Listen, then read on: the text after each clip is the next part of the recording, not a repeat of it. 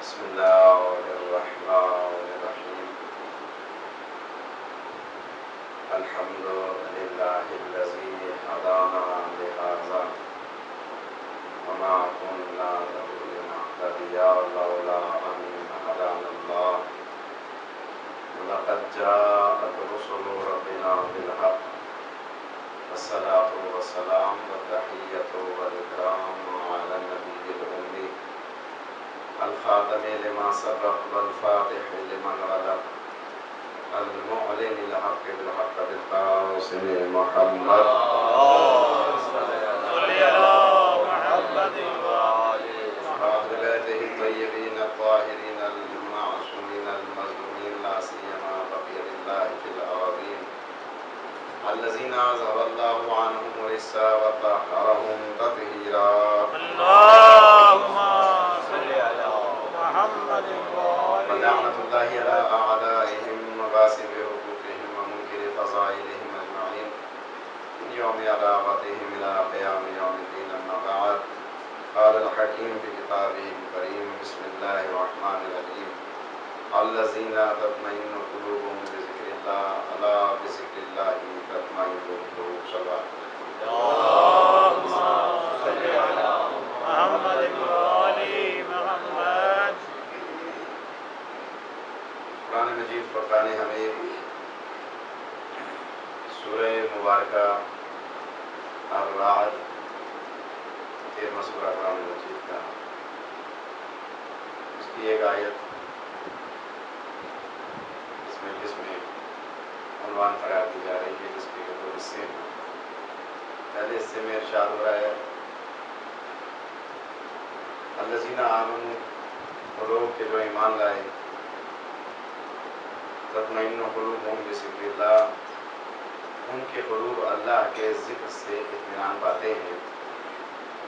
اور پھر اس کے بعد ایک عمومی پیغام کے طور پر ارشاد ہوا الا بذکر اللہ تطمئن القلوب، خبردار یاد رکھو کہ اطمینان قلب صرف اور صرف اللہ کے ذکر سے آ سکتا ہے. صلوات پڑھیں مولانا. اللهم صل على محمد وآل محمد. سب سے پہلے بارگاہ حضرت علی اصغر علیہ السلام میں اور اس کے بعد آپ تمام حضرتان امام مظلوم کربلا کی خدمت میں آج کے اس دن کی مناسبت سے کہ جو کہ اہل بیت اطہار کے لیے کسی بھی بڑی سے بڑی مصیبت سے کم دن نہیں ہے. آج کی اس تاریخ میں جو کہ 29 ذیقعد کی تاریخ ہے، نام لال ولایت ابن الرضا حضرت امام محمد تقی علیہ السلام محمد وآل جن کا لقب مبارک جواد بھی ہے، ان کی یوم شہادت کے حوالے سے ہدیہ آپ کے سامنے یہ جو آج کی تاریخ ہے اس کے مناسبت سے آپ حضرات کو بارگاہ حضرت ودیہ سے تہنیت، تسلیت اور تعزیت پیش کی جاتی ہے. کیونکہ یہ دن کسی مصیبت سے کم دن نہیں ہے کہ، لیکن افسوس کا مقام یہ ہے کہ ہمارے یہاں دیگر ائمہ علیہ السلام کی جس طریقے سے شہادتوں کا ذکر کیا جاتا ہے، کچھ ائمہ علیہ السلام کی شہادتیں ایسی ہیں کہ جو تاریخ میں آتی ہیں اور گزر جاتی ہیں، اور کما حقاؤں ہم ان سے واقف نہیں ہو پاتے اور نہ ہی ان کے لیے کوئی مجلس سے عزاء کا اس طریقے سے انعقاد کرتے ہیں. آج یہ اتفاق ہے کہ یہاں پر یوم شہادت امام محمد تقی علیہ السلام کی مجلس بھی ہے، تسلیت کا اور تعزیت کا دن بھی ہے، اور جو اتوار کی یہاں مجلس ہوتی ہے اس حوالے سے بھی یہ آج وہ اتوار کے دن میں یہ شہادت کا دن بھی شامل ہو گیا. امام محمد تقی علیہ السلام پہ گفتگو ہوگی انشاءاللہ، لیکن اس سے پہلے جس آیت کی تلاوت کا شرف حاصل کیا، اس سلسلے میں کچھ معروضات آپ حضرات کے اذان عالیہ تک منتقل کرنا چاہوں گا. دیکھیے یہ جو کائنات اللہ نے خلق کی ہے، اس میں ہمیں غور و فکر اور غور و غوض کا حکم دیا گیا، اور اس غور و فکر کے لیے اللہ نے مسلمانوں کو مخصوص نہیں کیا۔ ایک عمومی خطاب ہے قرآن میں، خلق لکم ما فی الارض جمیعا، اب لکم جو بھی قرآن کو پڑھ رہا ہے اس کے لیے، جو بھی قرآن کو پڑھ رہا ہے، چاہے وہ مسلمان پڑھ رہا ہے چاہے غیر مسلم پڑھ رہا ہے، خلق لکم تمہارے لیے پیدا کر دیا، ما فی الارض جمیعا جو بھی زمین اور آسمان میں سب کچھ ہم نے تمہارے لیے کر دیا۔ اور جب پڑھنے والا ایک قاری قرآن جب پڑھنے والے جملے پر جاتا ہے اور وہ یہ بھی جانتا ہے کہ قرآن اپنے بیان میں مکمل صداقت رکھتا ہے، چاہے غیر بھی ہو، اسے بھی معلوم ہے کہ جو دعویٰ بھی قرآن نے کیا وہ غلط ثابت نہیں ہوا، یہاں تک کہ جو قرآن پر یقین نہیں رکھتے تھے، قرآن کی آیات کو، قرآن کے سوروں کو رسول اللہ صلی اللہ علیہ وسلم کا بنایا ہوا بیان کرتے تھے کہ یہ شاعر ہیں، انہوں نے خود بنا دیا ہے، تو قرآن نے انہیں بھی چیلنج کیا، فَأْتُوا بِسُورَةٍ مِّن مِّثْلِهِ، اگر تم اس بات کو جانتے ہو تو تم اس کا کوئی مثل سورہ بنا کے لے آؤ۔ تو اس وقت سے جب سے یہ اعلان ہوا کہ کوئی اس کی مثل سورہ بنا کے لے آؤ، اس وقت سے لے کے اب تک اور جب تک یہ قرآن قائم ہے صبح قیامت تک، کوئی بھی ایک بھی قرآن کا سورہ کیا ایک آیت کی مثل بھی بنا کے نہیں لا سکا۔ تو وہ یہ جانتے ہیں کہ اس نے جو بھی دعویٰ کیا ہے وہ بالکل حق ہے، سچ ہے، اور اس کا چیلنج جو ہے، اس کے چیلنج کا مقابلے کو جواب نہیں دیا جا سکا۔ وہ جب اس آیت کو پڑھتے ہیں خلق لکم ما فی الارض جمیعا، کہ جب ارض میں زمین میں جو کچھ بھی ہم نے تمہارے لیے خلق کیا ہے، تو وہ پھر ان مخلوقات میں اور اللہ تعالیٰ کی اس بنائی ہوئی چیزوں میں غور و فکر کرنا شروع کرتے ہیں جو عقل و شعور رکھتے ہیں، اور جب وہ غور و فکر کرتے ہیں تو اس کے بعد غور و فکر انہیں نئی سے نئی ایجادات کی طرف ابھارتی ہے۔ میں بہت تیزی سے گزروں گا یہ دو چار باتیں کر کے تمہید کے طور پر کہ آپ یہ دیکھیے کہ جتنی بھی کائنات خلق ہوئی، جتنی بھی خلق سے مراد جتنی بھی ہماری آنکھوں کے سامنے ہے، جہاں تک ہماری رسائی میں ہے، اس حد تک انسان نے ترقی کی کہ اوائل دور کے انسان کو دیکھ لیجئے اور آج کے دور کے انسان کو دیکھ لیجئے، اس وقت کا رہن سہن دیکھ لیجئے اور آج کا رہن سہن دیکھ لیجئے، اس دور کا پہناوا دیکھ لیجئے، آج کا پہناوا دیکھ لیجئے، اس دور کا کھانا پینا دیکھ لیجئے، آج کے دور کی غذا دیکھ لیجئے، یعنی ہمیں ایک زمین اور آسمان جتنا فرق دکھائی دیتا ہے۔ پہلے کہاں پہاڑوں کی غاروں میں رہنے والے لوگ، اور آج کہاں بلند والا عمارتیں بنا کر کے رہنے والے لوگ۔ تو یہ سب کچھ کیسے تبدیلی آئی؟ یہ سب تبدیلی اسی وجہ سے آئی کہ انسان نے جو اس کائنات میں غور و فکر پیدا کیا، اور جیسے جیسے اس کائنات میں غور و فکر کر کے اس کو کچھ چیزیں حاصل ہوئیں، اس نے اپنی آسائش میں ان چیزوں کو استعمال کرنا شروع کیا۔ یعنی ہر لمحے میں اس کی سب سے بڑی طاقت کوشش یہی ہوتی تھی کہ میں اپنی آسائش پیدا کروں۔ آپ دیکھ لیجئے اوائل کا انسان اور آج کے دور کا انسان، دیکھیے وہ بھی آدم کی اولاد تھا، آج بھی آدم ہی کی اولاد ہے۔ عقل و شعور اس وقت بھی تھا، عقل و شعور آج بھی ہے، لیکن جیسے جیسے دنیا نے ترقی کی اس کی عقل و شعور کے مدارج بھی ارتقاء کو پہنچنے لگے، اب وہ ارتقاء کی منزلیں طے کرنے لگ گیا۔ ہوا کیا کہ جیسے جیسے دور گزرا اس نے اپنی آسائش کے سامان مہیا کرنا شروع کیے۔ پہلے کیسا سفر ہوتا تھا؟ پیادہ سفر ہوتا تھا، اس لیے کہ سرکش گھوڑے اور جانور ابھی تک اس کے قابو میں نہیں آئے تھے۔ پھر آہستہ آہستہ جیسے ہی اس نے ان جانوروں کو اپنے قابو میں لانا شروع کیا، اب وہ پیادہ سفر نہیں رہا، اب سواری کے ذریعے ہونے لگا۔ لیکن پھر بھی اس نے دیکھا کہ سواری کے ذریعے بھی میں سفر کر رہا ہوں تو تب بھی مجھے وقت لگتا ہے، اور دریاؤں پہ اگر میں جاؤں گا تو کیسے جاؤں گا؟ تو پھر دریاؤں پہ اس نے کشتیاں بنانے شروع کی۔ پھر اسی طریقے سے اس نے دیکھا یہ جو میں غار میں رہ رہا ہوں، اگر میں اس کی طرح تھوڑی سی تزئین و آرائش کر دوں تو یہ ذرا اور اچھی طریقے سے رہ جائے گی، ہو سکتا ہے پہلے مٹی پہ سو رہا ہوں، پھر اس کے بعد گھاس پھوس لا کر کے سونا شروع کیا۔ بہرحال جیسے جیسے بھی دور گزرتا گیا وہ ترقی کرتا گیا، آج وہ دور آ گیا کہ آواز پہنچانے کے لیے ہمارے پاس یہ ایک چھوٹا سا ذریعہ بھی، وسیلہ بھی موجود ہے۔ اور کبھی شروع میں جب ٹیلی فون آیا تھا تو ہم بچپن میں یہ سنا کرتے تھے کہ آج جو لوگ ٹیلی فون پر بات کر رہے ہیں، ایک زمانہ آئے گا کہ جس سے بات کر رہے ہوں گے اس کی تصویر بھی دیکھ رہے ہوں گے۔ یہ تو ہم اپنے دور کی بات بتا رہے ہیں، اس دور کی بات نہیں کر رہے کہ وہ اس کی تصویر بھی دیکھ رہے ہوں گے کہ جس کی یہ آواز سن رہے ہیں۔ اور آج دیکھ لیجیے الحمدللہ کہ کمپیوٹر کے ذریعے سے اور آپ کے خود موبائل کے ذریعے سے آپ جس سے بات کر رہے ہوتے ہیں اس کی تصویر بھی دیکھ رہے ہوتے ہیں۔ یعنی اتنی سہولیات اس نے پیدا کی۔ آگے دیکھ لیجیے اس نے سفر کو کتنا آسان بنا دیا کہ جناب وہ جو مہینوں کا سفر تھا وہ ہفتوں میں آ گیا، ہفتوں سے گھنٹوں میں آ گیا، گھنٹوں سے جناب منٹوں میں سفر طے ہونے لگ گیا۔ جو غذا اس کو کھانے کے لیے بڑی دشواری سے پیش آنا پڑتا تھا کبھی کچا کھاتا تھا، پھر اس کے بعد بھوننے کی صلاحیت ہے، آج وہ بڑے اچھے طریقے سے ذائقے بنا کر کے کھا رہا ہے. میں زیادہ تمید میں نہ ہو جاؤں، لیکن جتنے بھی اس نے یہ کام انجام دیے انسان نے، جب اس انسان سے آپ پوچھیں کہ جی تو نے اتنی ترقی کی، پہلے گرم پانی پیتے تھے، اب تو نے ٹھنڈے پانی کی مشین پیدا کر دی، یعنی ریفریجریٹر آ گیا.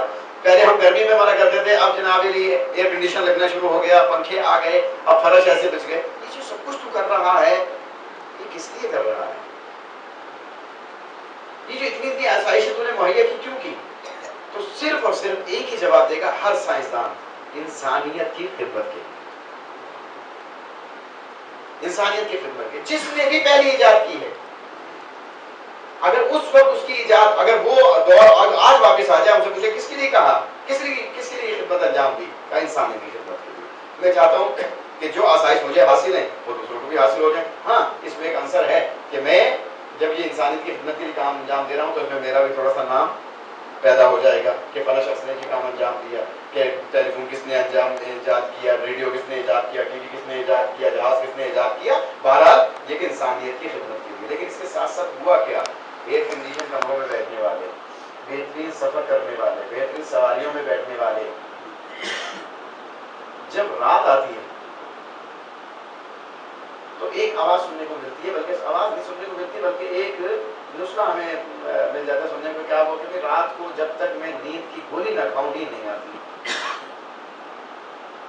یہ کیوں ہے؟ ہمارے بس سارے دن تھکاوٹ ایسی ہوتی ہے، کچھ ٹینشنیں ایسی ہیں، کچھ پریشانیاں ایسی ہیں، لہٰذا جب تک میں نیند کی گولی نہ کھاؤں مجھے نیند نہیں آتی. یا دوسرے معنی میں جب آپ کسی پوچھے گئے کہ یہ جو آپ نے منشیات کو ایجاد کیا ہے، یہ جو آپ شراب نوشی کرتے ہیں، یہ جو آپ دوسری چیزیں استعمال کرتے ہیں، یہ کیوں استعمال کر رہے ہیں؟ تو وہاں بھی یہ جواب ملتا ہے کہ یہ دراصل ہم سکون کے لیے استعمال کر رہے ہیں، کیونکہ سارا دن کی تھکاوٹ اور سارے دن کی یہ ٹینشن اور یہ ذہنی کوفت وغیرہ جو ہے، اس سے ہمیں کسی چیز سے ہمیں سکون نہیں ملتا، اطمینان نہیں ملتا. ہم ان چیزوں کے ذریعے سے سکون حاصل کرتے ہیں.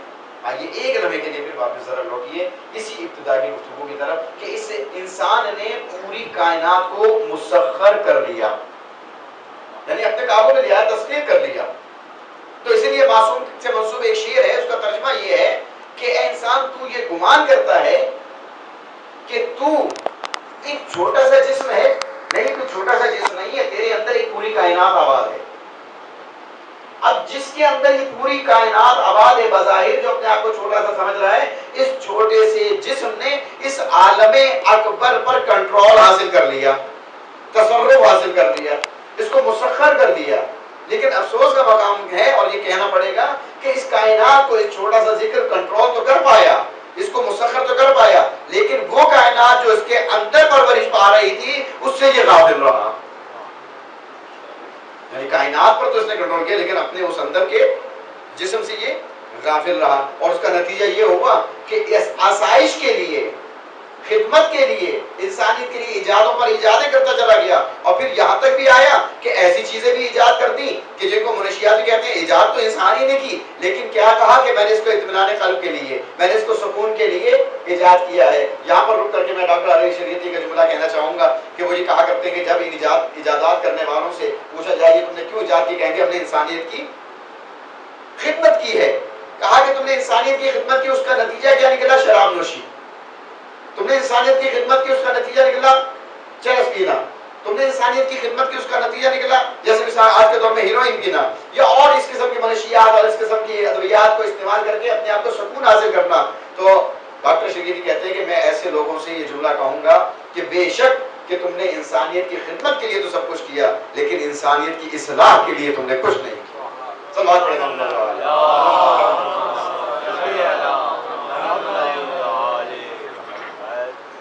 یعنی انسانیت کی اصلاح کے لیے تم نے کچھ نہیں. یہ خدمت تو ہے، بے شک خدمت، یہ خدمت ہے، یہ آپ کے سامنے کیمرہ خدمت ہے، یہ ماحول آپ کے سامنے خدمت ہے انسانیت کی، لیکن تم نے انسانیت اصلاح کے لیے کچھ نہیں کیا. کہا کہ جب اصلاح کے لیے جب بات آگئی تو کچھ نہیں کیا، تو یہی سے پتہ چل گیا کہ اگر اصلاح کے لیے تم نے کچھ کیا ہوتا تو انسان خود یہ نسخہ ڈھونڈتا کہ اس کا سکون کس چیز میں مضمر ہے، اس کا اطمینان قلب کس چیز میں چھپا ہوا ہے، وہ اس چیز کو تلاش کرتا، تفاوض کرتا اس چیز کی. تو تم نے انسانیت کی خدمت کی اصلاح نہیں کی. اسلام وہ ہے کہ جو انسانیت کی خدمت بھی کرتا ہے اور اس کی اصلاح بھی کرتا ہے. اور وہ اصلاح بھی کرتا ہے، اور اصلاح بھی اس لیے کہ جب خدمت کی طرف آتا ہے تو یہ کہتا ہے کہ خلق لکم ما فی الارض جمیعا، دیکھو ہم نے سب کچھ تمہارے لیے خلق کیا ہے، تم اس میں راسخ ہو جاؤ، تم اس میں کنٹرول حاصل کر لو، اس کو مسخر کر لو اپنے لیے، لیکن یاد رکھو جب مسخر کر لو اور مسخر کرنے کے بعد کبھی بے رہا کا شکار ہونے لگو، کبھی پریشان ہونے لگو، تو کسی منشیات کا سہارا لے کر کے اطمینان نہ ڈھونڈنا، الا بذکر اللہ تطمئن القلوب، ہماری یاد میں ہی تمہیں اطمینان ملے گا۔ اللہ پڑھے محمد صلی علی محمد و آل محمد۔ یہ ہماری یاد، یہ ہمارا ذکر تمہیں اطمینان دے گا۔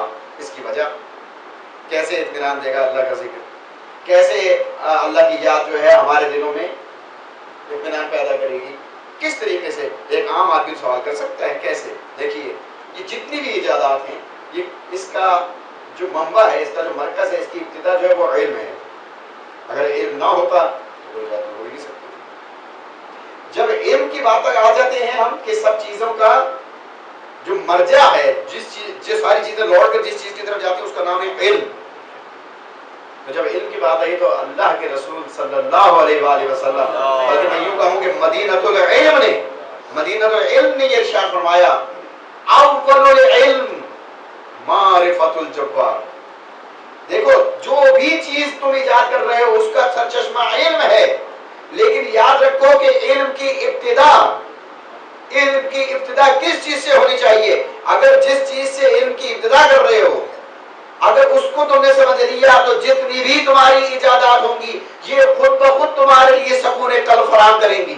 اس لیے فرمایا اول علم معرفت الجبار۔ یاد رکھو کہ علم کی ابتدا، علم کا آغاز جو ہے اس جبار کی معرفت میں مثبت ہے۔ اگر تم نے علم کے ذریعے سے اس کی معرفت کو حاصل نہیں کیا تو پھر جتنا بھی تم علم حاصل کرتے چلے جاؤ گے، جتنا بھی تم علم کے ذریعے سے ایجادات کرتے چلے جاؤ گے، یہ تمہیں اس سے دور لیتی چلی جائیں گی۔ جب تم اپنے جبار سے دور ہوتے چلے جاؤ گے تو تمہیں پھر اطمینان قلب حاصل نہیں ہوگا، بلکہ اس اطمینان قلب کے لیے تم پھر اپنی ہی بنائی ہوئی چیزوں سے سہارا لینے لگ جاؤ، جو کہ خود سب سے بڑا مسئلہ بن گیا کہ جس کو اطمینان قلب کے باعث قرار دیا جا رہا تھا کہ ہم ان چیزوں کے ذریعے سے اطمینان قلب حاصل کرنا چاہتے ہیں، آج وہ چیزیں خود سب سے بڑی بے سکونی بن گئی، سب سے بڑی۔ لیکن اللہ کے ذکر میں یہ سب سے بڑا کمال یہ ہے اللہ کے ذکر میں کہ نہ یہ کہ یہ اطمینان قلب کا باعث ہے، بلکہ اس سے کسی قسم کی کوئی بے سکونی پیدا نہیں ہوتی، اطمینان ہی اطمینان رہتا ہے، اس سے کوئی نقصان ہوتا ہی نہیں ہے۔ اس لیے کہ جب رسول نے فرمایا اول العلم معرفت الجبار، کہ جب تم علم کی ابتدا کرو تو اس کی معرفت سے کرو۔ اب عزیزان محترم، میں بھی اس جملے میں اپنے آپ کو دیکھ سکتا ہوں، آپ بھی اپنے آپ کو پرکھ سکتے ہیں کہ یہ جتنا بھی علم ہم نے حاصل کیا، آیا اس علم کے ذریعے سے اللہ کی معرفت حاصل ہوئی یا نہیں ہوئی؟ اور اگر اللہ کی معرفت حاصل ہو گئی ہے تو الحمدللہ ثم الحمدللہ کہ یہی علم کا مقام ہے اور یہی مرتبہ ہے اور یہی آغاز ہے، یہی منتہا ہے کہ علم کا آغاز بھی اسی سے ہو اور انتہا کہاں ہو؟ اگر آغاز یہاں سے ہو رہا ہے اول العلم معرفت الجبار تو اس کا کوئی انتہا بھی ہوگا۔ انتہا یہ کہ جب جبار کی معرفت حاصل ہو گئی، اب جو کچھ بھی آپ انجام دے رہے ہیں تفویض و امر الیہ، سب کچھ اللہ کے سپرد کر دیجیے۔ جب سب کچھ آپ اللہ کے سپرد کر دیں گے تو پھر وہ چیز ضائع نہیں ہوگی۔ آغاز کیا ہے؟ اس کی معرفت، اور انجام کار کیا ہے؟ تفویض الامر الیہ، اپنے سارے امور اللہ کے سپرد کر دیے جائے۔ صلوات پڑھیں محمد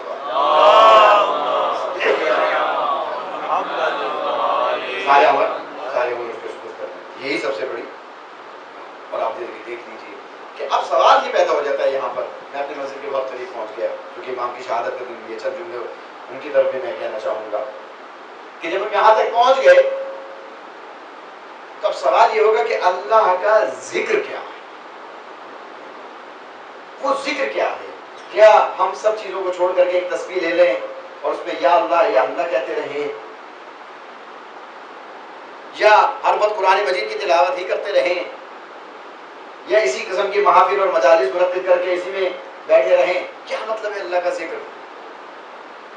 عزیزان محترم، اللہ کا ذکر یوں تو اذکار میں بہت سے معصومین نے بتائے ہیں، لیکن خود انہی سے کیوں نہ پوچھیں کہ اے اللہ کے رسول، جہاں آپ نے ارشاد فرمایا اول العلم معرفت الجبار وآخر العلم تفویض و امر الیہ کہ علم کی انتہا جو ہے اپنے امور اس کے سپرد کر دینا ہے. تو آپ ہی بتائیے کہ یہ ذکر کیا ہے؟ تو بظاہر آپ کی بارہا کی سنی ہوئی حدیث جس کی طرف میں اشارہ کرنا چاہ رہا ہوں کہ جہاں پر آپ نے ارشاد فرمایا سنو زینوا مجالسکم بذکر علی ابن ابی طالب فإن ذکرہ ذکری وذکری ذکر اللہ وذکر اللہ عبادہ. یاد رکھو، سن لو میری اس بات کو. رسول فرما رہے ہیں کہ اپنی محافل و مجالس کو میرے بھائی علی کے ذکر سے زینت دو، اس لیے کہ اس کا ذکر میرا ذکر ہے اور میرا ذکر اللہ کا ذکر ہے اور اللہ کا ذکر عبادت ہے. دیکھیے بات اللہ کے ذکر سے چلی تھی، رسول کے ذکر تک آئی، رسول کے ذکر سے چل کے علی کے ذکر تک آئی. تو معلوم یہ ہوا یہ وہ اذکار ہیں جو اطمینان قلب کا باعث بنتے ہیں، جو مطمئن کرتے ہیں ہمارے قلب کو، جو سکون عطا فرماتے ہیں ہمارے قلب کو. لیکن یہاں رک کے کہتا چلوں کہ یہ جملہ ایک مجلسی رنگ میں تو ہو جاتا ہے اور اس کو داد و تحسین بھی مل جاتی ہے، لیکن کبھی اس جملے کی گہرائی کو دیکھیں کہ اللہ کے رسول جب یہ ارشاد فرما رہے ہیں زینوا مجالسکم، تو اس سے کیا مراد ہے کہ ہم اس کے لیے اس ذکر کو منعقد کرنے کے لیے کیا کریں. یعنی جس طرح شہاب صاحب نے اعلان کیا کہ ہر انگریزی مہینے کی پہلی اتوار جو آئے گی اس دن یہاں پر ہمارے یہاں پروگرام ہوگا. اب میں پورے ایک مہینے تک انتظار کر رہا ہوں کہ جناب یہاں پر مجلس منعقد ہو تو میں جاؤں اور میں ذکر کروں اور لوگ ذکر سنیں. یا اس کے علاوہ میں نے سنا کہ اپنی مجلسوں کو علی کے ذکر سے زینت دینی ہے، لہٰذا بہت بڑا کوئی پمفلٹ شائع ہونا چاہیے کہ فلاں جگہ پر علی کا ذکر ہوگا اور وہاں سارے حضرات شرکت کریں. یا محرم کا انتظار کروں یا سفر کا انتظار کروں یا رمضان میں ایام اعضاء کا انتظار کروں تو تب ہی میں ہی ذکر محمد و آل محمد تک پہنچوں گا، تب میں علی کا ذکر کروں گا. نہیں عزیزان محترم، جس وقت یہ ارشاد فرمایا گیا تھا اس وقت تو واقعہ کربلا بھی نہیں ہوا تھا. توجہ چاہیے مجھے، اس وقت تو کوئی واقعہ کربلا نہیں ہوا تھا کہ جس بات کا انتظار ہو کہ چونکہ واقعہ کربلا ہو چکا ہے لہٰذا مجالس منعقد ہوں گی تو لوگ آئیں گے تو علی کا ذکر کریں گے. تو جس وقت رسول یہ فرما رہے ہیں اس وقت کوئی واقعہ کربلا نہیں تھا، کوئی مصائب کا اسباب نہیں کھلا تھا. لیکن اس وقت اللہ کے رسول کا یہ فرمانا کہ میرے بھائی علی کے ذکر سے اپنی مجالس کو زینت دو کیا معنی رکھتا ہے؟ کون سا ذکر کریں علی کا؟ یعنی گویا اللہ کے رسول ہمیں بتانا چاہ رہے ہیں کہ تم پہلے اپنی ذات میں غور کرو، اپنی ذات پہ فکر کرو کہ تمہیں اپنی ذات کے لیے، اپنی اصلاح کے لیے میرے بھائی علی سے کیا چاہیے. توجہ چاہیے مجھے، میرے بھائی علی سے تمہیں اپنی اصلاح کے لیے کیا چاہیے. یعنی تمہاری ضرورت کیا ہے، تمہاری ڈیمانڈ کیا ہے، تم کیا چاہتے ہو اپنے لیے. اگر تم علم چاہتے ہو تو میرے بھائی سے لو، اگر عبادت چاہتے ہو تو میرے بھائی کا ذکر کرو. عزیزان محترم، یہ اتنا بڑا سبق دے گئے اللہ کے رسول ہمیں اس ذکر کے حوالے سے کہ اب ہمیں اس کی ضرورت نہیں ہے کہ ہم کسی اشتہار کا اعلان کریں، ہم کسی مجلس کے اعلان کریں، ہم کسی بانی کی طرف سے بلاوے کا اعلان کریں. نہیں عزیزان محترم، مجلس اس کی جمع ہے مجالس. زینوا مجالسکم، اپنی مجالس کو، یعنی اس کی واحد بنے گی مجلس. جس جگہ پر چند مومن اکٹھے ہو کر بیٹھ جائیں وہ جگہ کہلاتی ہے مجلس. بہت توجہ چاہیے. اور اس کے انعقاد کے لیے کسی اعلان کی ضرورت نہیں ہوتی. بھئی آج یہاں پر ذکر موجود ہے، آئندہ آنے والی 3 اتواروں میں کوئی ذکر نہیں ہوگا، لیکن کیا خیال ہے کہ اس گھر میں کوئی مجلس منعقد نہیں ہوتی ہوگی؟ نہیں ہوتی ہوگی. کس وقت ہوتی ہوگی؟ میں بتاتا ہوں آپ کو. جس وقت گھر میں لگے دسترخوان اور اس پر کھانے چن دیے جائیں اور سب آ کر کے دسترخوان پر بیٹھ جائیں تو وہ بھی ایک مجلس کی صورت بن جائے گی. جس وقت مومنین جب نماز کے لیے مسجد میں اکٹھے ہو جائیں وہ بھی ایک مجلس کی صورت بن جائے گی. یا کسی کے گھر فوت ہو گئی تو جنازے کی صورت ہے تو وہاں پر اکٹھے ہوئے وہ بھی ایک مجلس کی صورت بن گئی. بس کہنا یہ ہے جب ہمارے چند مومن کسی بھی مسئلے میں اکٹھے ہو جائیں تو اکٹھے ہونے کے بعد بجائے اس کے کہ دنیا داری کی باتیں کریں، بجائے اس کے کہ کسی پر غیبت کریں، بجائے اس کے کہ کسی پہ تہمت لگائیں، بجائے اس پر کسی پر جھوٹ باندھے، بس جب مومن اکٹھے ہو جائیں میرے بھائی علی کا ذکر کرنے لگ جائے، عبادت ہونے لگ جائے گی. سبحان پڑھے محمد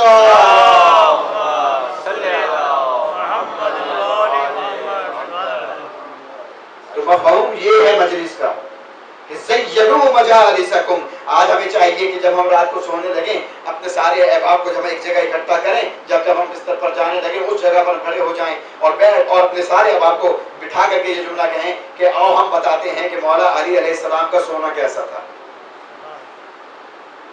یعنی سونا ان کی یہ عبادت کیسی تھی، یا جس وقت مصلی عبادت پر کھڑے ہونے لگے تو تب ہم یہ ذکر کریں کہ علی کی عبادت کیسی تھی۔ جب ہم علم حاصل کر لیں علی کا علم کیسا تھا، جب اگر شجاعت کے میدان میں قدم رکھیں تو علی کی شجاعت کیسی تھی، جب ہم سخاوت کے میدان میں قدم رکھیں تو ذکر کریں کہ علی کی سخاوت ایسی تھی۔ کون سا ایسا مسئلہ ہے میری زندگی کا کہ جس کی اصلاح کے لیے میں علی سے مدد مانگوں اور نہ ملے؟ ایسا ہو نہیں سکتا۔ علی کی زندگی، علی کی شخصیت ہماری زندگی پر محیط ہے، ہماری زندگی پر محیط ہے۔ اور جب ہم علی کا ذکر کریں گے زینوا مجالس سکون بذکر علی ابن ابی طالب، جب علی کا ہم ذکر کرتے ہیں تو جب ہم علی کا ذکر کرتے ہیں تو ہمیں یہ جملہ سننے کو ملتا ہے کہ مجھ سے میرے رسول نے فرمایا۔ دیکھیے جب یہ کہا کہ مجھ سے میرے رسول نے فرمایا تو دیکھیے علی کے ذکر کے ساتھ رسول کا ذکر ہو گیا، اور جب رسول کا ذکر کہتے ہیں تو رسول کہتے ہیں مجھ سے جبرائیل نے فرمایا، اور جبرائیل کہتا ہے مجھے اللہ نے یہ پیغام دے کے بھیجا۔ اور جب ہم اس طریقے سے گفتگو لے کے چلتے ہیں تو خود ہمیں پتہ چل جاتا ہے کہ علی کا ذکر جو ہے رسول کا ذکر ہے، اور رسول کا ذکر جو ہے اللہ کا ذکر ہے، اور اللہ کا ذکر جو ہے عبادت ہے۔ جب ہم اس عبادت میں قدم رکھتے ہیں تو جب ذکر ہی عبادت بن جائے تو پھر اطمینان قلب حاصل نہ ہو تو اور کیا ہو؟ صلوات پڑھیں محمد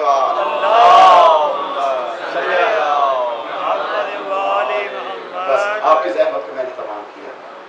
عزیزان محترم، سب سے زیادہ اگر ہمیں کوئی چیز اطمینان قلب نصیب کر سکتی ہے اس پرآشوب دور میں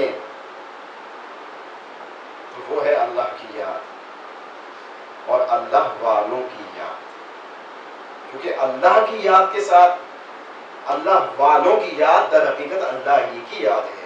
اس لیے کہ خود قرآن کہہ رہا ہے فذکرہم بایام اللہ، اللہ کے ایام ان کو یاد دلاؤ۔ عزیزان محترم، آج اگر یہ شہادت کا دن ہے تو یہ بھی یوم اللہ ہے کہ آج ایک اللہ کے ولی کی شہادت کا دن ہے۔ کون اللہ کا ولی؟ میں رات بھی کراچی کمپنی کے امام بارگاہ میں مجلس میں یہی جملے بیان کر کے آیا تھا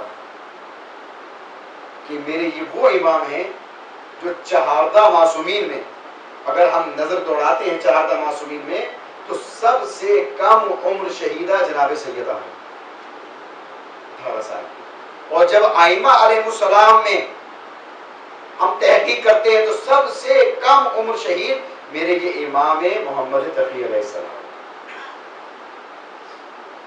29 ذکر آپ کی شہادت 195 ہجری میں آپ کی ولادت باسعادت 195 10 بچا، اور شہادت 29 ذکر 220 ہجری، صرف 25 سال۔ اور آپ کے بعد اگر کسی کو کچھ تھوڑی سی زیادہ اور عمر ملی ہے آپ سے زیادہ تو وہ آپ کے پوتے حضرت امام حسن عسکری، ان کی 28 سال۔ اب یہ دیکھیے کتنی کم عمر ہے۔ ہم یہ تو کہہ دیں کہ وہ منصب امامت پر فائز تھے۔ منصب امامت پر فائز ہونا یہ من اللہ اپنے مقام پر ایک فضیلت ہے، ایک بہت بڑا مقام و مرتبہ ہے، لیکن یہ تو دیکھیے کہ کہاں 25 سال کی عمر، کہاں خدمت دین، کہاں خدمت دین۔ عزیزان محترم، آپ ذرا کبھی تصور تو کریں اس حوالے سے کہ جس طرح امام رضا علیہ السلام کو ان ملائین نے بلا لیا تھا خراسان، اسی طریقے سے کم سنی میں، چونکہ جس وقت میرے 8ویں امام کی شہادت ہوئی ہے میرے یہ 9 امام کم سن تھے، 7-8 سال کا سن تھا، باعجاز امامت مدینے سے خراسان پہنچے، اپنے بابا کا غسل و کفن کیا۔ آپ کے ایک صحابی ہیں معمر نام ہے ان کا، وہ کہتے ہیں کہ امام گھر سے برآمد ہوئے، میرا ہاتھ پکڑا اور مجھے صحرا کی طرف لے گئے، اور صحرا میں لے جانے کے بعد میں چھوڑا، میں نے دیکھا کہ امام روپوش ہو گئے ہیں۔ کچھ دیر کے بعد جب امام واپس آئے ان کے چہرے پر اداسی تھی میرے 9ویں امام کے۔ میں نے پوچھا کہ مولا یہ آپ کے چہرے پر اداسی کیوں ہے؟ کہا کہ محمد تمہیں معلوم نہیں، میں اپنے بابا کا غسل و کفن کر کے آ رہا ہوں۔ یعنی اتنی کم سنی کی عمر میں آپ نے یتیمی دیکھی۔ اس کے بعد آپ منصب امامت پر، جب آپ کا منصب امامت شروع ہوا ہے، عزیزان محترم یہی مامون رشید ہے کہ جس نے آپ کو پھر ایک مرتبہ مدینے سے بغداد بلایا۔ اور کیوں بلایا؟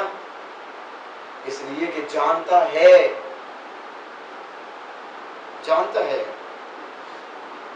کہ امام رضا کے کوئی فرزند ہوں گے، دیکھیے آج 1400 سال کے بعد عزیزان محترم ہم تک یہ خبر موجود ہے کہ میرے 12 جانشین ہوں گے، اور جو میرا آخری جانشین ہوگا اس کا نام میرا نام ہوگا، اس کی کنیت میری کنیت ہوگی، اس کا لقب میرا لقب ہوگا۔ وہ زمین کو عدل و انصاف سے ایسے بھر دے گا جیسے وہ ظلم و جور سے بھری ہوگی۔ تو ہم تصور کر سکتے ہیں کہ آج سے 1000 سال پہلے یا 1100 سال پہلے کے جو سلاطین تھے انہیں اس حدیث کی خبر نہیں ہوگی؟ نہیں، انہیں خبر تھی، اس لیے وہ اس جستجو میں رہتے تھے کہ اس امام کو تو ہم نے شہید کر دیا، اب دیکھیں اس کے بعد کون ہے، اس کے بعد کا سلسلہ کس کا ہے۔ اور اسی لیے مامون الرشید نے میرے نام امام کو بغداد میں طلب کیا، لیکن ابھی تک اس نے دیکھا نہیں تھا میرے امام، دیکھا نہیں تھا اس نے کہ ایک دن مامون الرشید اپنی سواری پر گھر سے نکلا، شکار کا ارادہ ہے، راستے میں جا رہا ہے، بہت مشہور واقعہ، دیکھا راستے میں کچھ بچے کھیل رہے ہیں، انہی بچوں میں میرے امام ایک طرف کھڑے ہوئے ان بچوں کو کھیلتا ہوا دیکھ رہے ہیں۔ اب کوئی تصور کر سکتا ہے کہ جناب وہ تو کھیل رہے تھے تو امام وہاں کھڑے ہوئے کیا کر رہے؟ نہیں عزیزان محترم، غور و فکر جو ہے اس کی ہمیں سب سے زیادہ تعلیم دی گئی ہے۔ روایت کے الفاظ یہ ہیں، وہ یہ دیکھ رہے ہیں کہ یہ بچے جو بے تربیت ہیں اگر ان کی تربیت کر دی جاتی تو یہ اسلام کے کتنے بڑے سرمایہ بنتے۔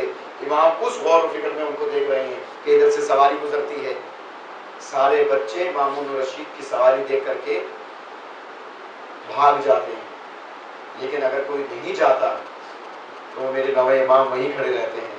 میں یہاں ایک جملہ کہوں گا کہ جن کے بزرگوں کی عادت بھاگ جانا تھا وہ امام وہ دیکھ کر کے بھاگ گئے، لیکن جو کرار کا بیٹا تھا وہ اپنی جگہ پر کھڑا رہا اور وہ کھڑے رہے، اور کھڑے رہنے کے بعد جب پوچھا کہ تم کیوں نہیں گئے، بڑا عجیب جواب دیا امام نے۔ 3 چیزیں بیان کی امام نے۔ پہلی بات تو یہ بیان کی کہ میں کوئی تیرا گناہگار نہیں ہوں جو بھاگ جاتا۔ دوسری بات یہ بیان کی کہ میرے کھڑے ہونے سے تیرے گزرنے کا راستہ تنگ نہیں ہو رہا جو میں بھاگ جاتا۔ اور تیسری بات ایک ہی رہ جاتی ہے، یا تو یہ کہ میں تجھے ظالم سمجھوں تو بھاگوں۔ اب تو بتا کہ وہ دونوں وجہ تو تھی نہیں، اب تیری تیسری وجہ یعنی ظالم ہونے کی وجہ سے میں بھاگوں۔ وہ سمجھ گیا کہ یہ کوئی عام بچہ نہیں ہے، بعد میں رخصت ہوا، چلا گیا، جا کر کے شکار کھیلا۔ شکار کھیلنے کے بعد جب واپس آیا تو ہاتھ میں ایک مچھلی کا بچہ ہے، چھوٹی سی مچھلی ہاتھ میں پکڑی ہوئی آیا، جب دیکھا کہ پھر بچے کھیل رہے ہیں، پھر وہ بچہ اپنی ہی جگہ پہ کھڑا ہے، پھر وہ سارے بچے بھاگ گئے، پھر وہ اسی بچے کے قریب پہنچا جو میرے امام ہیں، اور جا کے کہا کہ تم ابھی بھی کھڑے ہو؟ امام کے پھر وہی جواب تھے۔ میں نے کہا اچھا یہ بتاؤ کہ میرے ہاتھ میں کیا ہے؟ کتنا ہی آسان ہوتا ہے عزیزان محترم اگر امام یہ کہہ دیتے کہ تیرے ہاتھ میں مچھلی ہے، لیکن امام نے ایسے فوراً جواب نہیں دیا۔ امام نے کہا کہ مجھ سے میرے آباء و اجداد نے نقل کیا ہے، ان سے اللہ کے رسول نے نقل کیا ہے، ان سے جبرائیل نے بیان کیا ہے، اور جبرائیل اللہ سے یہ پیغام لے کر آیا ہے کہ سلاطین شکار کے لیے جاتے ہیں، زمین اور آسمان میں اللہ تعالیٰ نے دریا بنائے ہیں، ان میں مچھلیاں پیدا کی ہیں، سلاطین شکار کے لیے جاتے ہیں، شکار میں اپنا باز چھوڑتے ہیں، باز جو ہے مچھلی کا شکار کرتا ہے اور شکار کر کے واپس لاتا ہے، لا کر کے سلاطین اس مچھلی کو ہاتھ میں پکڑتے ہیں، اور ہاتھ میں پکڑنے کے بعد ہم اہل بیت کا آگے امتحان لیتے ہیں۔ صلی اللہ علیہ محمد علیہ یعنی بتانا کیا مقصود تھا؟ اگر صرف یہ کہہ دیتے کہ مچھلی ہے تو شاید کوئی کہہ دیتا کہ شاید کسی عمل کے ذریعے سے بتا دیا، لیکن امام نے یہ بتایا کہ اس بات کا علم صرف مجھے ہی نہیں میرے آباء و اجداد کو بھی تھا کہ تو ایک دن آئے گا کہ تو مجھ سے یہ سوال کرے گا، تو مجھ سے یہ سوال کرے گا۔ جان گئے کہ یہ بچہ جو ہے، کوئی اور نے پوچھا یہ کون ہے؟ کہا کہ یہ وہی بچہ ہے جسے مدینے سے بلایا گیا ہے، یعنی ابن الرضا، میرے نوے امام کا لقب ابن الرضا، اور اسی لقب سے کئی سالوں تک امام رضا علیہ السلام کی اولاد کو ابن الرضا کہا جاتا رہا۔ بلکہ میں یہ کہوں گا کہ اگر آج بھی اگر کوئی رضوی سادات موجود ہے تو در حقیقت وہ تقوی سادات ہی ہے، اس لیے کہ واحد امام رضا علیہ السلام کے یہ ایک ہی فرزند تھے جو امام محمد تقی علیہ السلام ہیں۔ امام محمد تقی علیہ السلام واحد ایک ہی فرزند ہیں۔ ہاں امام محمد تقی علیہ السلام کی آگے 4 اولادیں ہمیں ملتی ہیں، ایک اس میں سے حضرت مبرقہ ہیں جن کا مزار مقدس قم میں موجود ہے، جو تقوی سادات کے جد اعلیٰ ہیں، اور ایک میرے 10ویں امام ہیں، اور اس کے بعد 2 خواتین کا ذکر ملتا ہے، 2 آپ کی بیٹیوں کا ذکر ملتا ہے، ایک کا نام فاطمہ اور ایک کا امامہ نام ہمیں ذکر تاریخ میں ملتا ہے، یعنی میرے 9ویں امام کے، اس کے بعد 10ویں امام آپ کے میں، لیکن اس میں جو سادات شریف تقوی وہ حضرت مبرقہ جن کی قبر مبارک قم میں موجود ہے، چہل اختران کے مقام پر، جو زائرین قم کی زیارت کر کے آ چکے ہیں، انہوں نے ان کی زیارت وہاں پر کی ہوگی۔ بہرحال محمود الرشید نے امام کو اپنے دربار میں طلب کر لیا، اسی طریقے سے جیسے کہ امام رضا، اور وہاں آ کر یہ اعلان کیا کہ میں اپنی بیٹی ام فضل کا عقد جو ہے وہ ان سے کرنا چاہ رہا ہوں۔ بہرحال اس مقام پر بھی کچھ واقعات ہیں، کہا کہ لوگوں نے اعتراض کیا۔ کیوں اعتراض کیا؟ کہ لوگ جانتے تھے کہ پہلے بھی اس نے ایک بیٹی کا عقد امام رضا سے کیا تھا، اور دوسری بیٹی کا جو ہے یہ امام محمد تقی سے کر رہا ہے۔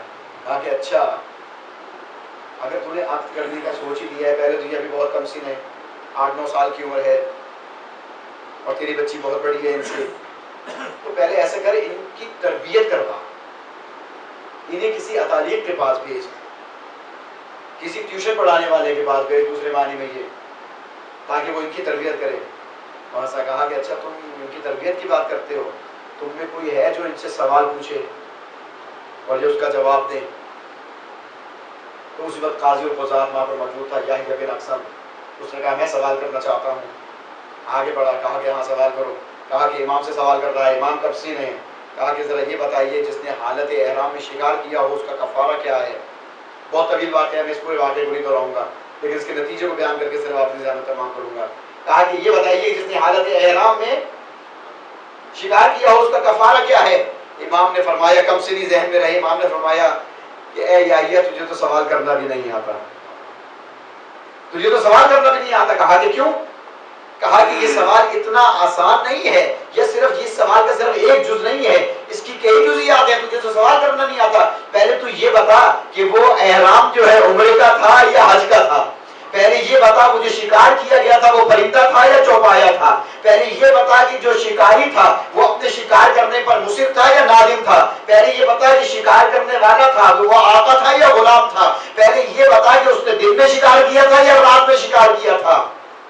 اب جو اس نے اتنی جزئیات سنی ایک دم پریشان ہو گیا، کیونکہ اس نے تو صرف یہ سوال کیا تھا کہ جو حالت احرام میں شکار کرے اس کا کفارہ کیا ہے، یہاں تو اتنی جزئیات۔ کہا کہ ہر جز کا جواب الگ ہے، اگر حل میں شکار کیا ہے تو اس کا کفارہ اور ہے، حرم میں شکار کیا تو اس کا کفارہ اور ہے، دن میں شکار کیا ہے تو کفارہ اور ہے، رات میں شکار کیا ہے تو کفارہ اور ہے، اگر کسی پرندے کا شکار کیا اور چھوٹا ہے اس کا کفارہ اور ہے، اگر کسی وحشی جانور کا چوپائے کا شکار کیا ہے تو کفارہ اور ہے، اگر وہ اپنے کیے پر نادم ہے تو کفارہ اور ہے، اور اگر نادم نہیں ہے تو کفارہ اور ہے۔ جب اتنی باتیں سنی تو ایک مرتبہ پریشان ہو گیا، بات لے کے آیا تھا شکار کی، لیکن جب امام نے اتنے سوال بیان کیے آگے تو خود اب امام کے سوال کا شکار ہو گیا۔ اب سب دربار میں سناٹا ہے، اور اس کے بعد ہارون رشید کہتا ہے کہ فرزند زہرا، اے ابن رضا آپ سوال کیجئے۔ کہا کہ یہ اب سوال کریں گے تم سے؟ کہا کہ ٹھیک ہے۔ دوسرے معنی میں یہ کہ میں تو خود اپنے شکار کا شکار ہو گیا ہوں، تو لہٰذا اب یہ سوال کرتے ہیں تو کریں۔ کہا کہ اچھا تو یہ بتا کہ وہ کون عورت ہے جو صبح کے وقت ایک مرد پر حرام تھی، سورج نکلنے کے بعد حلال ہوئی، دوپہر کو پھر حرام ہو گئی، پھر ظہر کے بعد حلال ہو گئی، پھر عصر کو حرام ہوئی، پھر مغرب کو حلال ہو گئی، پھر عشاء میں حرام ہوئی، پھر رات کو حلال، یعنی اس طرح حلال حرام حلال۔ ظاہر پریشان ہو گیا کہ ابن رسول اللہ اس کا تو مجھے علم نہیں ہے، آپ ہی بتائیے۔ ہم کہ یہ ایک ہی عورت ہے جو صبح کے وقت کسی کی کنیز تھی تو دوسرے مرد پر حرام تھی، جب دوسرے مرد نے اس کنیز کو اس سے خرید لیا تو اس پر حلال ہو گئی، پھر اسی شخص نے جب اس کو رہا کر دیا، آزاد کر دیا تو یہ اب اس پر حرام ہو گئی، پھر اسی آزاد کردہ سے نکاح کر لیا تو حلال ہو گئی، اور پھر نکاح کرنے کے بعد اس نے اس سے زہار کر دیا، یعنی اس کو اپنی ماں سے تشبیہ دے دی تو حرام ہو گئی، جب زہار کا کفارہ ادا کر دیا تو حلال ہو گئی، پھر اس کے بعد اس نے اسی کو طلاق دے دی تو حرام ہو گئی، اور طلاق دینے کے بعد جب رجوع کر لیا تو پھر حلال ہو گئی۔ صلوات پڑھیں محمد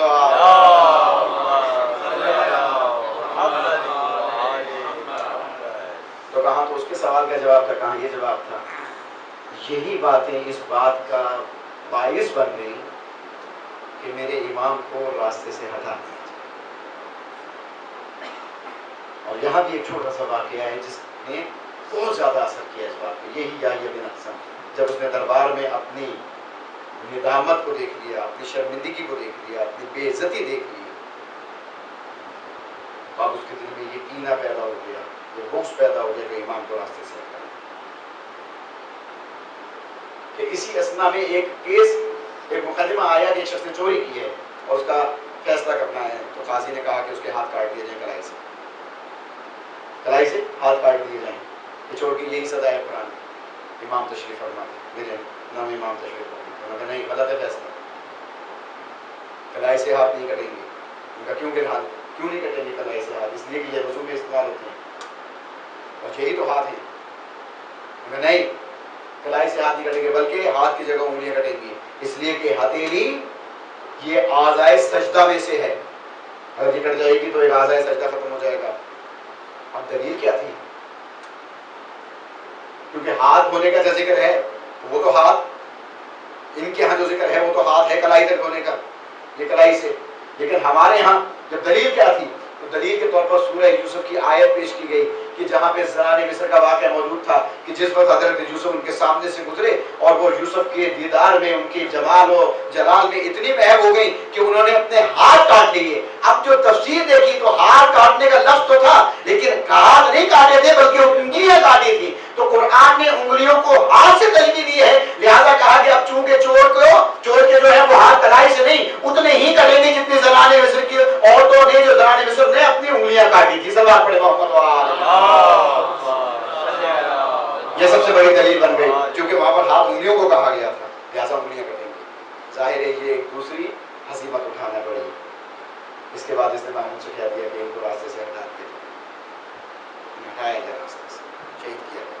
بس آپ کے ساتھ 3 روایتیں ہیں، اس میں 3 روایتیں مختلف طریقوں سے پہنچی. پہلی روایت میں یہ کہ خود محمود رشید کی بیٹی ام فضل یہ خود امام کی شکایت کیا کرتی. ایک روایت یہ کہ اس کے ذریعے سے زہر دلوانے لگے، بالکل جس طرح امام حسن علیہ السلام کو زہر.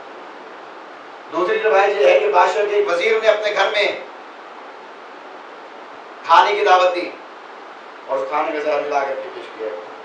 اور ایک تیسری روایت یہ کہ نہیں، خود مامون الرشید اور اس کے وزیر کے ذریعے سے زہر ملا. روایت یہ کہ معتصم عباسی کیونکہ مامون الرشید کا طرف تھا، اس کے ذریعے سے زہر ملا.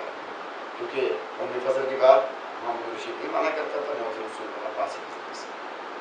طریقہ وہی جو امام رضا علیہ السلام کا. روایتوں میں ہے، بعض روایت میں کہ کھانے کو زہر ملایا گیا اور بعضی میں یہ کہ انگوروں میں اور بعضی میں شربت کا بھی ذکر ملتا ہے کہ شربت کی ذکر. امام کو گھر پہ بلایا گیا، امام آئے، کھانا چن لیا گیا، امام سے کہا گیا کھانا کھانے کو. کسی امام نے بھی حجت تمام کیے بغیر اس زہر آلود طعام کو یا پھل کو نہیں کھایا. امام نے پہلے حجت تمام کی کہ نہیں، مجھے اس طعام سے بات نہیں، میں اس طعام کو نہیں کھانا چاہتا. جب مجبور کیا گیا اس وقت جب امام کی حجت تمام ہو گئی تو صرف چند لقمے امام نے لیے اور روانہ ہوئے. پوچھا کہ کہاں جاتے ہیں؟ کہا کہ وہیں تو جا رہا ہوں جہاں تو نے بھیجا ہے. عزادارو، ایک جملہ کہتا چلو ہمیں تو روایت میں اتنی بات مل جاتی ہے لیکن ہمیں یہ نہیں ملتا کہ شہادت سے کتنے دن پہلے زہر دیا گیا تھا. آیا اسی دن زہر دیا گیا تھا یا اس سے پہلے زہر دیا گیا تھا؟ اگر چند دن پہلے بھی زہر دیا گیا، عزیزان محترم آج 29 ذوالقعدہ ہے، اگر چند دن پہلے بھی زہر دیا گیا، آپ تصور کیجئے کہ امام بغداد میں اپنے گھر سے دور اپنے بستر عدالت پر کیسے تڑپ رہے ہوں گے. عزادارو، آپ جانتے ہیں نا کہ کسی بھی باپ کے جنازے کی زینت جو ہوا کرتی ہے اس کی بیٹی ہوا کرتی ہے، بیٹی ہوا کرتی ہے. میرے امام کی بیٹیاں جو ہیں بغداد میں نہیں ہیں بلکہ مدینے میں موجود ہیں. کون ہوگا بغداد میں جو امام کے غسل و کفن کا اہتمام کرے؟ میرا 10واں امام ہے جو باعجاز امامت جو ہے بغداد میں آئے ہیں اور اپنے بابا کا غسل و کفن کیا ہے اور وہاں پر جنازہ اٹھایا ہے اور اس مقام پر جہاں آج بغداد میں آپ کی قبر مطہر ہے وہاں پر آپ کو دفن کیا. میں کہوں گا مولا آپ بے شک بغداد میں تھے لیکن عرب میں تھے، آپ بے شک بغداد میں تھے. ارے میرا 10واں امام آ گیا، امام علی نقی آئے اور انہوں نے غسل و کفن دیا. آپ کی یہ شان ہے کہ آپ کو غسل بھی ملا، آپ کو کفن بھی ملا، آپ کو دفن کی جگہ بھی ملی. لیکن کربلا کے میدان میں آئیے، فرزند زہرا حسین کو دیکھیے اور حسین کے فرزند علی ابن حسین کو دیکھیے. ارے زین العابدین پابند سلاسل ہے، بابا کا لاشا سامنے ہے، بے گور و کفن ہے، اور بیٹا یہ کہتا ہے، بیٹا یہ دیکھ کر کے اپنے آپ کو بابا کی لاش پر گرا دیتا ہے. جب حضرت زینب آگے بڑھتی ہے، کیا دیکھتی ہے؟ سید سجاد کا چہرہ زرد ہوا ہے. ارے بیٹا یہ تمہاری کیا حالت ہے؟ ابھی تو کوفہ اور شام کی منزلیں ہیں. ایک جملہ کہا آزادارو سید سجاد نے، اے مفی اماں، ارے اس بیٹے کی مجبوری کا اندازہ لگائیے جو اتنا مجبور ہو، جس کا باپ بے گور و کفن ہو، نہ وہ دفن کر سکے نہ وہ غسل دے سکے. اللہ لعنت اللہ علی الظالمین وسيعلم الذين ظلموا أي منقلب ينقلبون. پروردگار ہماری اس مختصر سی کاوش کو اپنی بارگاہ میں قبول فرما. بانی مجلس کی توفیقات خیر میں اضافہ فرما. حاضرین مجلس کی توفیقات خیر میں اضافہ فرما. ایک مرتبہ سورہ الحمد، 3 مرتبہ سورہ اخلاص کی تلاوت فرما کے شہاب صاحب کی تمام مرحومین کے لیے اور بالخصوص والدین مرحومین کے لیے